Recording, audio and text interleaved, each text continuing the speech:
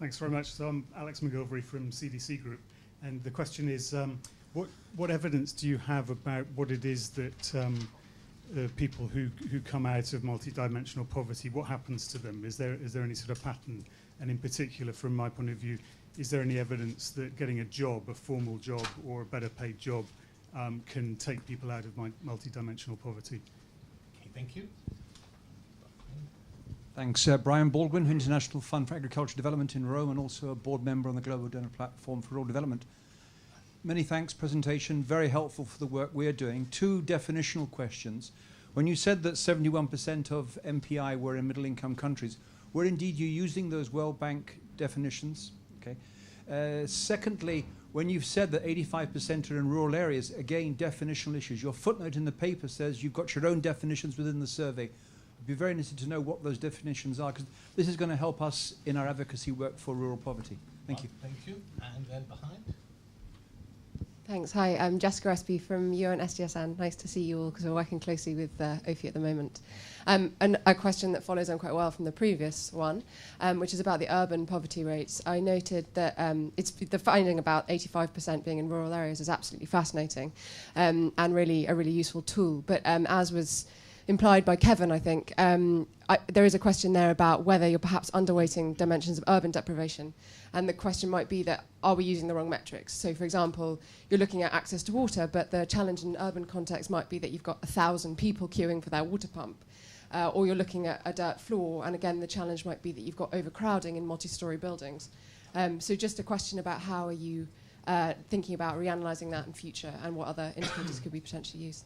Thanks. Okay, thank you very much. And while the panel's thinking about that, can I throw one in from around the world? It's Mikhail Pilla from UNDP Bratislava, and he's saying, what is the relation between the global MPI proposed by the team and national MPIs proposed by countries to capture national specifics? So let's go back to Alex's question, the evidence of what happens on emerging from multidimensional poverty. Who's going to have a go at that one? Sabina.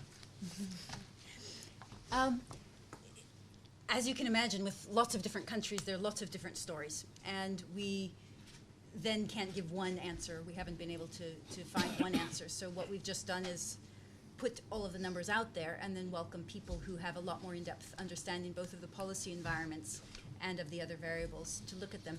We use, and this is also speaking to Kevin's point, we use all of the data from the same survey, demographic and health surveys and multiple indicator cluster surveys. And in some cases they do have good occupational data, and in other cases they don't.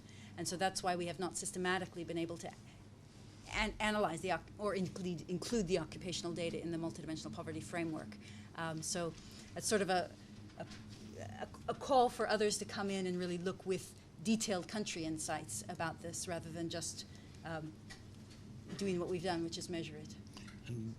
Adriana, do you want to say something? No. Well, I was going to ask if Shuman, you might like to tackle Brian's definitional questions. So you can grab the microphone and yep. I think so.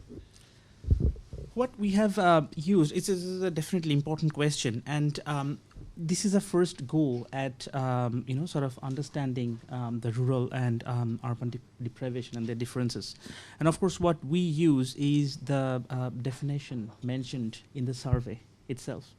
Now, some of the surveys, the demographic health service, for example, they sometimes use the census structure, or most frequently they use the census structure. It is possible that the census structure may not change if the survey has taken place between two censuses. So we personally did not go and check the definition of urban and rural areas, but at this moment for our study we just took the definition of the service as given. So that is what I can say at this moment. Anybody want to add anything? And how far does that answer Jessica's question about urban?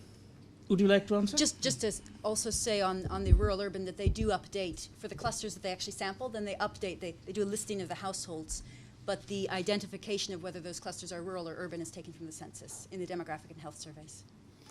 And then the question from Bratislava, which is an important one, because we were talking about the global MPI here on my right, but here James was introducing how it's used by Mexico and Colombia, and there are other governments around the world. But what's the relationship between a global MPI and then these national MPIs proposed by particular governments? Well, they have the same structure, which means that anyone who uses one can understand the others.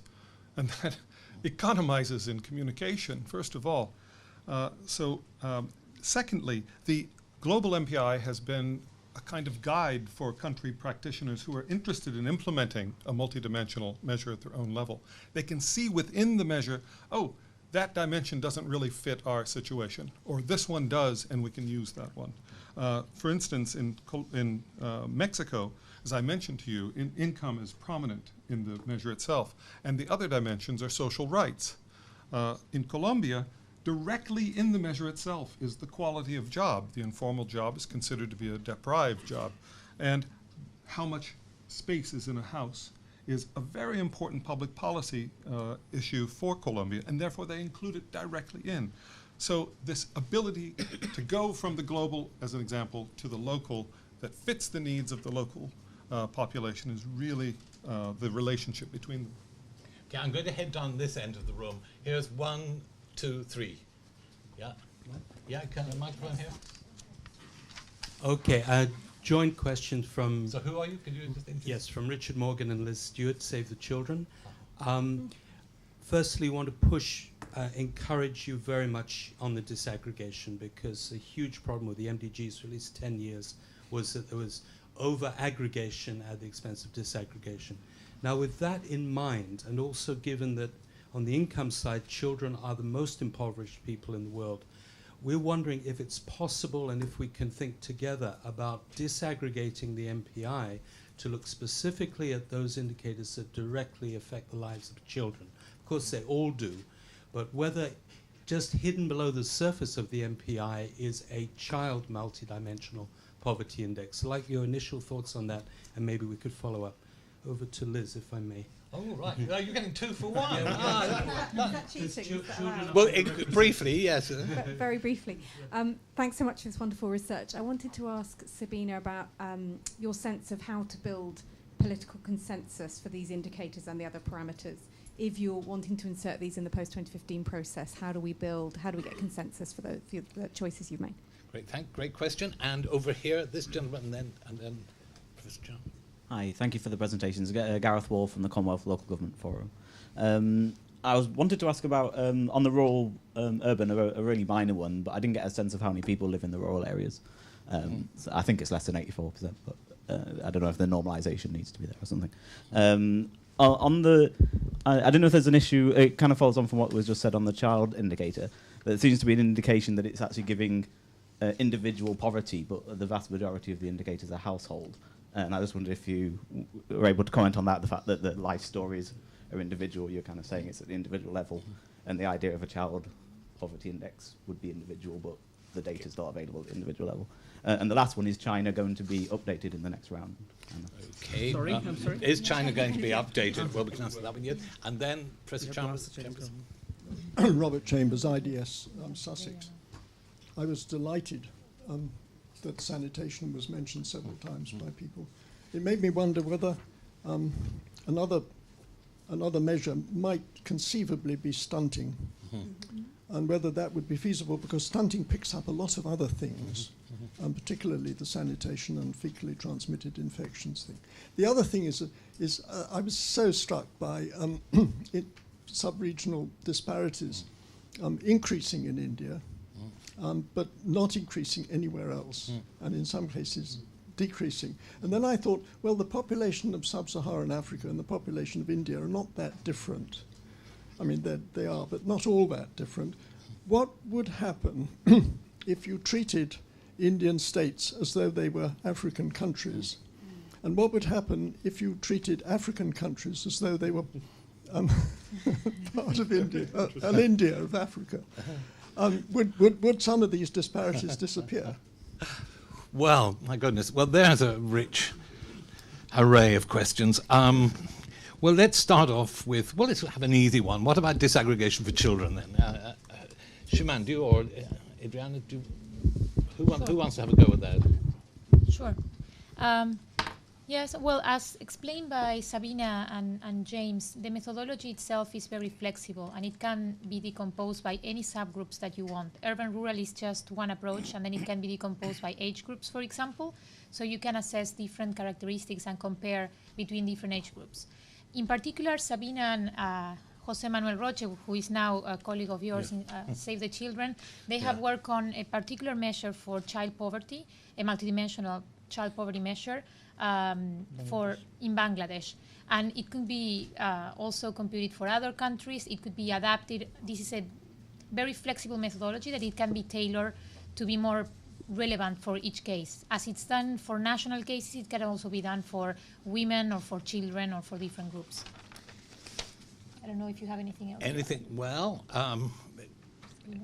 I guess there's a lot more to say on that. But the other Save Children Fund question was on this huge question of how do you achieve a political. We all sense, as Mohammed said, that this is a moment when things can change in the post-2015. But how do you build a consensus for the right kind of changes? Sabina. Fundamentally, we're technical people. We're not politicians. So it's really not a question that plays to our interests. But what we've done is the following. First of all, trying to make our work public like this and trying to learn how it can be used and how it can resonate with current discussions, so that in a sense it could help people who are doing the real work of reducing poverty, because that's what metrics should do. The second is really to try, as James said, to learn from country experiences. And he mentioned the Multidimensional Poverty Peer Network, which we launched in June of last year. And we're having our next meeting in July of this year. And this is a network of countries that are exploring or building or have built national multidimensional poverty measures. There were 22 member countries last year. There's over 28 now. And a number of other institutions. And really learning how they are seeing this as being useful for monitoring, for targeting, for policy coordination and allocation of resources among different sectors. That's a learning experience for us, but it's also, in a sense, not building consensus, but it's really trying to find the real points, the genuine points of intersection between measurement and policy. And hopefully out of this, there will come something else for consensus. But I think there are probably others here in the room that are more equipped to address that than we are. Sounds like a conversation afterwards. I should just say, for those of you who haven't read Duncan Green's Oxfam blog today, Sabina has been described as an uber geek in it. I'll leave you to decide whether that's fair and whether Sabina will be consulting her lawyers. While I've got you, and you may be terribly offended, but there's a quick answer on the China update, isn't there? Who wants to do it? Yes, we're using the 2002 World Health Survey data for China. There is a China Health and Nutrition Survey which is publicly available, and we may use the 2011 data next year, which of course would be much more recent. The problem with the CHNS data is that it's not nationally representative, and so it's representative of 8 or 9 provinces in different waves. But it's a lovely data set because it's panel and it goes back quite a ways. But I think in order to try to have some more recent data, that would be the direction we would move next year. And on stunting, we actually have results on stunting, so we folded it in. And of course rates go up because often stunting rates are higher, but it's certainly an alternative measure. In the year when we launched the MPI, the UNDP advisory group suggested that we use the same measure of nutrition as in the MDGs, and that's what we do now. But it's completely feasible. It's to use stunting instead. And could someone answer Gareth's question about, we've given the rural rate, but we haven't given the rural population, and this distinction between household and individual. Do you want to have a go at that? I think, yeah, you go ahead. You should go ahead with that. Oh, all right. Well, Gareth, on the website is a table of all of our rural and urban data, and for every country we have the urban and rural population share, and so you can look at those. And I was seeing if we had that in the table. We haven't put it in the short briefing table, but we do have for every country the rural-urban share. And basically, yes, there are more people who live in rural areas than in urban areas. But as you can even see from the table that is in the briefing that's online, the incidence of MPI poverty in rural areas is higher than in urban areas. So it's inflated. It's far more than 85%, which would be the case if they were equal. And Robert's second because people are having second questions in this game. I can see a question there. We'll come to you in a minute. Just a second. But I want an answer for Robert on what about treating his idea, which I think wasn't just entirely frivolous, about treating Indian states as if they were African countries and vice versa. What do you feel? We haven't computed the disparity across African countries, but yeah, it would be probably interesting to compute and see if the disparity across... Have you computed over time, based on your country data, to look at if disparity across countries in Africa has gone up or gone down? No. So we have not checked that, but it would be interesting to see what happens. But I mean, for other countries, we have seen the number go up, but given that it is not statistically significant, we cannot claim that actually the number has gone up really. But for India, we could say it because it was statistically significant. In that case, we could conclude. But looking at African regions, possible that disparity may go up if they have not reduced poverty with the same pace across. I agree. It's an interesting thing. Okay, let's have another round of questions. Let's see, there's 1, 2, and there's yes over there. Just before we do that, we've had one from Guyana, from Georgetown University. I like the panel to think about. Patricia and Chipoliti says, what role, if any, does theory play in framing the concept of multidimensional poverty you use to create the MPI, and specifically in the destitution measure? Let's take, there's a question there yes, we'll have a chance another round as well, I think. Hi, thank you very much. This is Sylvia Beals from HelpAge International. Again, to add my thanks to a great presentation, wonderful work. Some of you may know that HelpAge International produced the first ever Global Age Watch Index last year, and we're going to do this every year. The next one comes out in October 2014. And just to share with you a very sort of interesting sort of dimension. I mean, what we're looking at is deprivation, but also how you enhance capabilities. Very much building on the original idea of the HDI and issues of the MPI in terms of what helps people, as opposed to just what defines people as poor and destitute. And in our index, the countries still right at the bottom are the ones which the MPI is showing is making progress, i.e. Uganda, Tanzania, Rwanda, and so on. And it would be really interesting to do a sort of correlation between these two indices. I mean, what's happening that you see progress and what we see from the point of view of older people's experience, still keeping those countries at the bottom. And secondly, to say how much we agree with the point of view that it's about people's lives.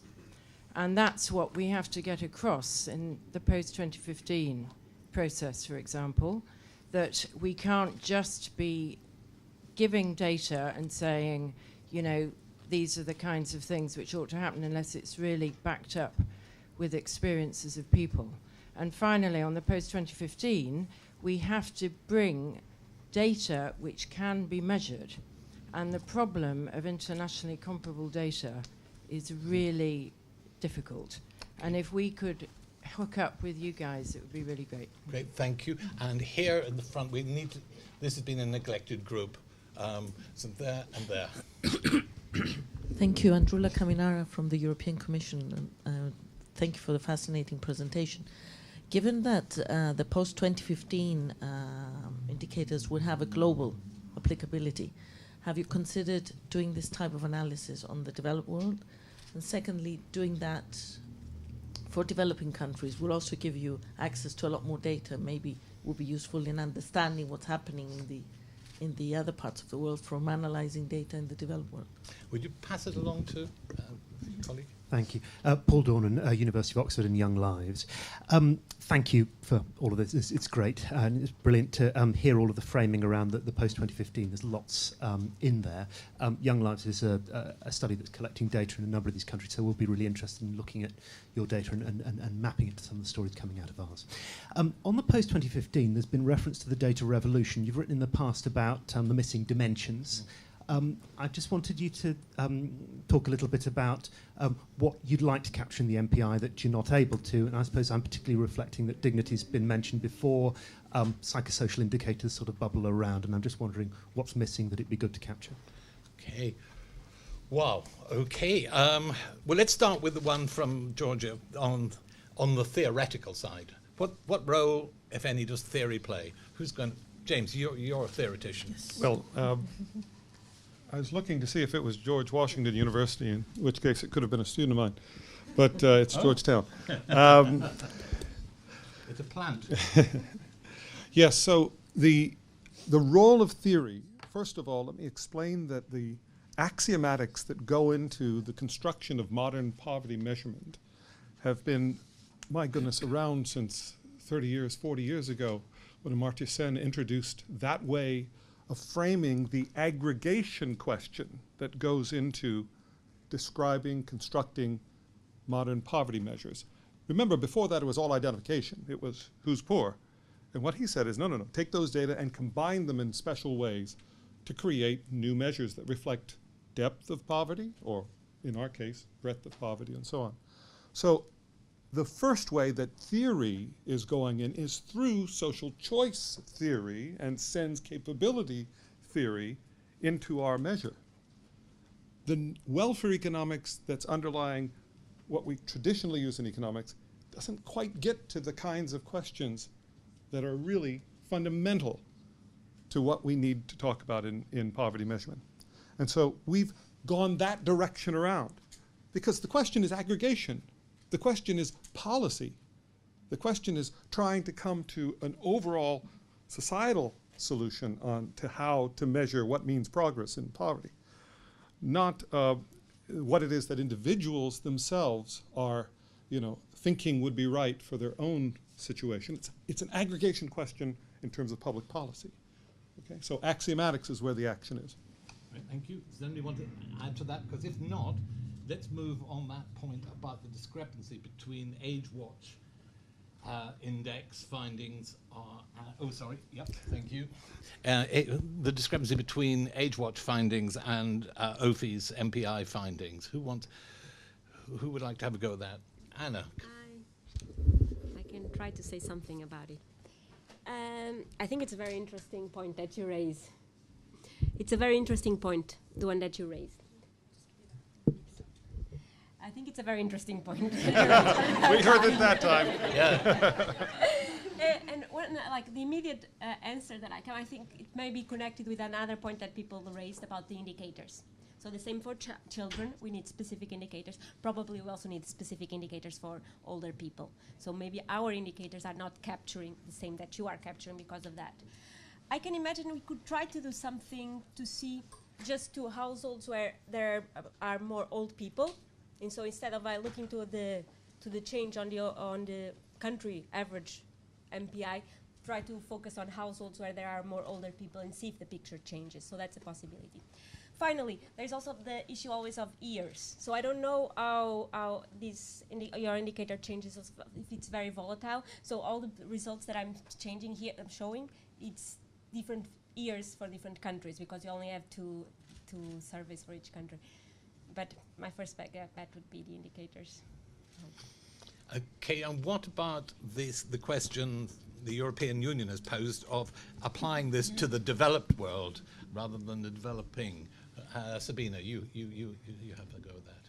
So first of all, for middle-income countries, this has already been done. My colleague Mariama Santos is working with the Economic Commission on Latin America and the Caribbean, ECLAC, CEPAL, to do a Latin American poverty measure which is more appropriate to those regions where the MPI is simply too acute. And similarly in the Arab region, Adriana was with a group that are doing an Arab poverty report, where they're again trying to have different nested measures of poverty, some for the Yemen or the Somalia in the region, and then others for countries where the definition of poverty would have to be much different in that context. And so this work is already underway, and we are watching it and in conversation. And then also with a colleague, Maurizio Apapalazza, we are doing a measure of poverty using the EU Silk data in Europe, which doesn't have the strict comparability across the health and education definitions, but at least is trying to explore the ways that this methodology or this technology could be applied when there were survey data that countries would want to compare. And so I think it's at the stages of exploration. Technically it's feasible, but the question particularly in Europe is the comparability of the data beyond the material and employment data. And while I've got you here, there's Young Lives question about what would we like to, which dimensions would we like to see that are currently missing in the post-2015 measure, bearing in mind Sylvia's point that, you know, what is there really going to be a data revolution that will allow us to have access to this kind of reliable data at all? Well, hopefully there will be if we all keep complaining hard enough. But first of all, two different things. One is we do have, with the Multidimensional Poverty Peer Network, a draft survey instrument really up for discussion.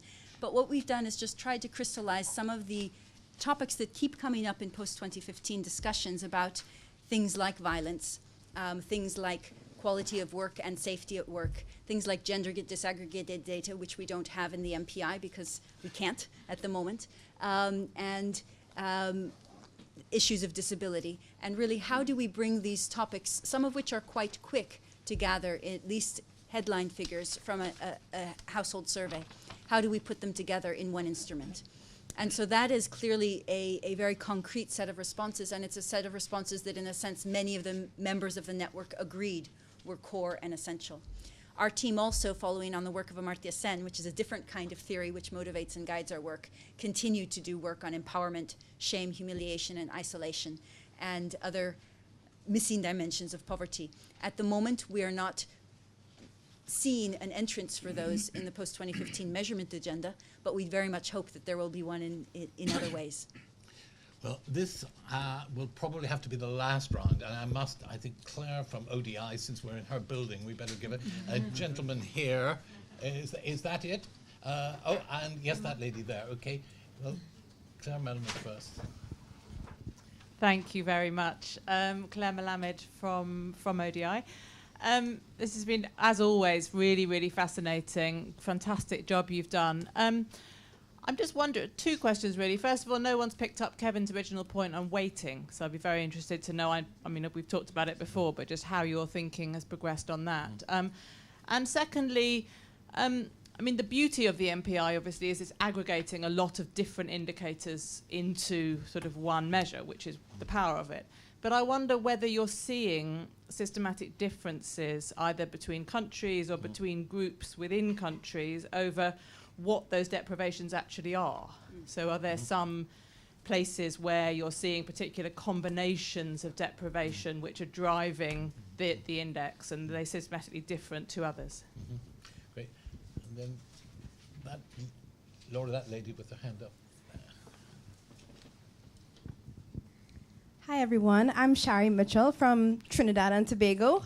However, at the moment, I'm a student of international development at the King's College London International Development Institute. And my question is basically on gendered multidimensional poverty and the slogan of no one being left behind.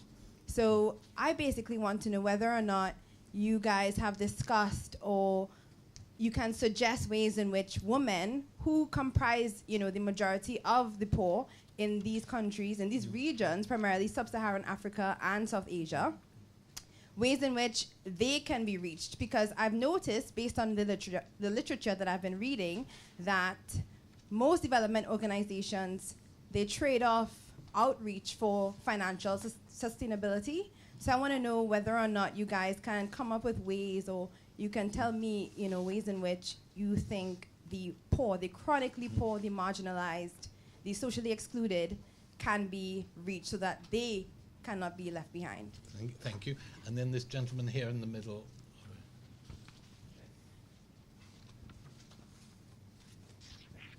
Thank you very much. My name is Hari Luanu. I'm from University of West of England, Bristol. My question is about this very key finding about the 85% MPI in rural areas. What are the policy implications in terms of allocation of resources and also in research terms as well? Are you trying to put more focus on this poverty finding or any other efforts you have taken in the light of these findings, please? Right, thank you.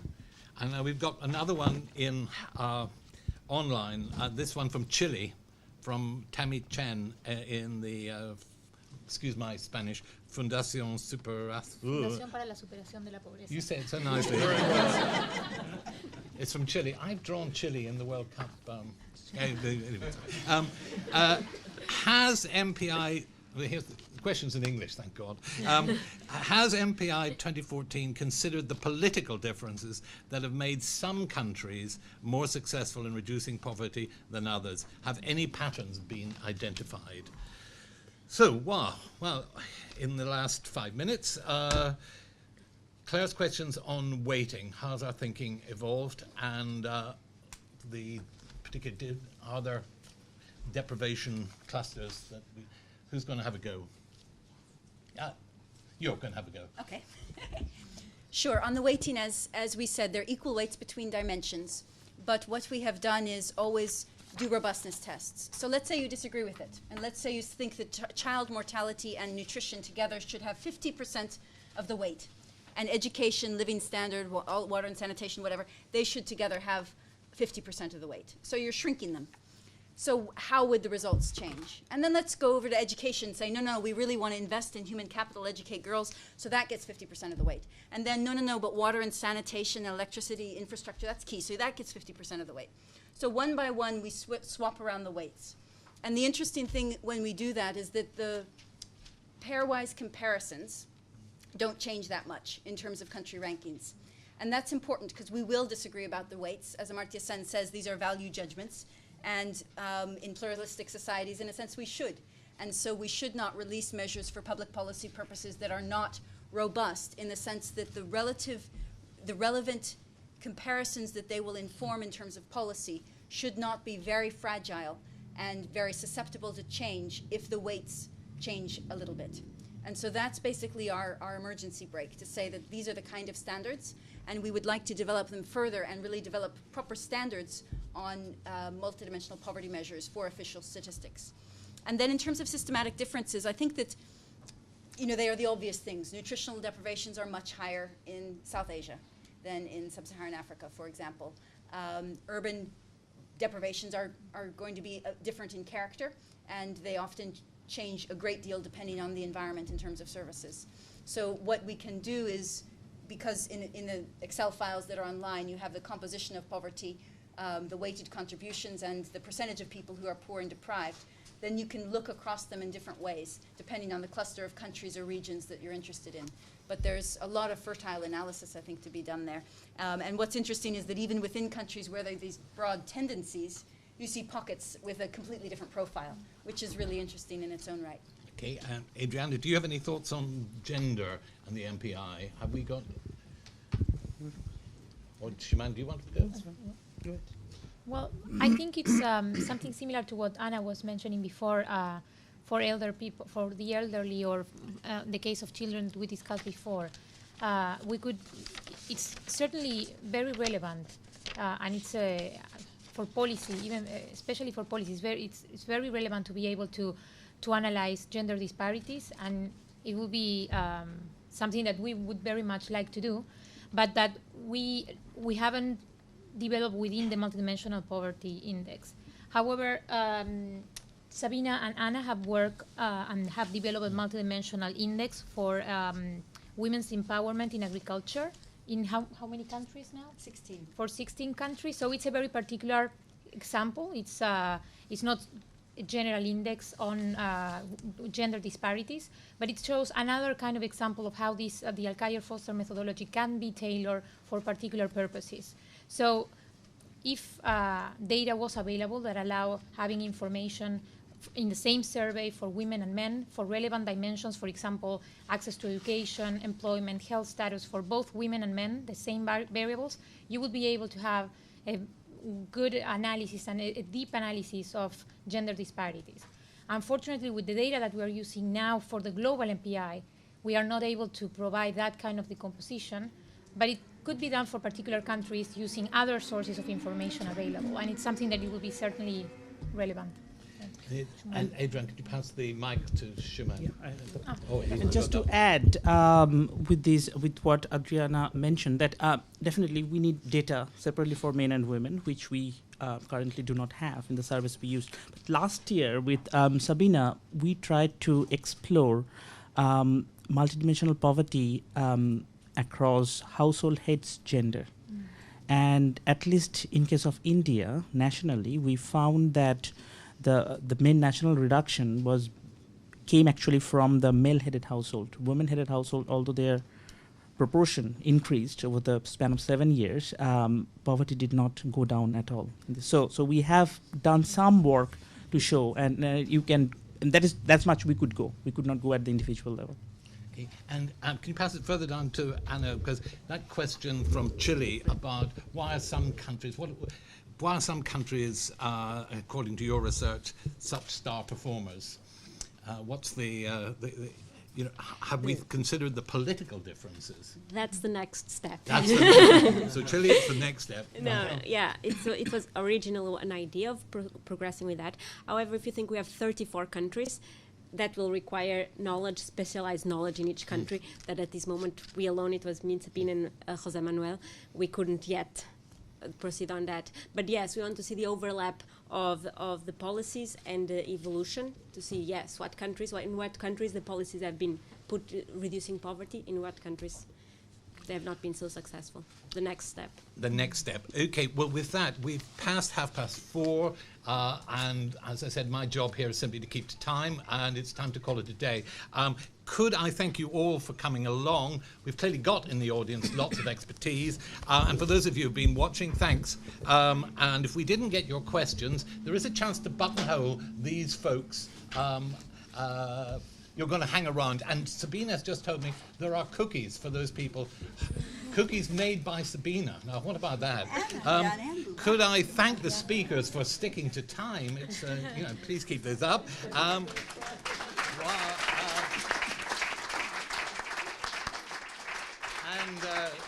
to Amina Mohammed for sending her video message, and we wish her all the best. And to ODI for their facilities. It's been great working here. Thank you very much. Rob, you've done your job there. Finally, there's lots of stuff on the website. People haven't talked about lots of stuff. I was surprised, the rural-urban thing, but we haven't talked so much about the destitution findings, which I find really shocking. But you're not shocked. Okay, well, time for a cookie. Thank you very much. Thank you.